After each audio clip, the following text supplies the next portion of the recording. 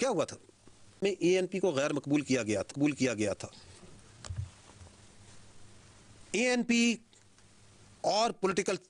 और बाकी बहुत से पॉलिटिशियंस और पॉलिटिकल पार्टी खैबर पख्तूनख्वा की गयूर पॉलिटिकल पार्टीज, मुहब्बे वतन, इस अपनी धरती से प्यार करने वाले, वो इस दहशतगर्दी के खिलाफ खड़े हुए या नहीं खड़े हुए? उन्होंने सीनों पे गोलियां खाई।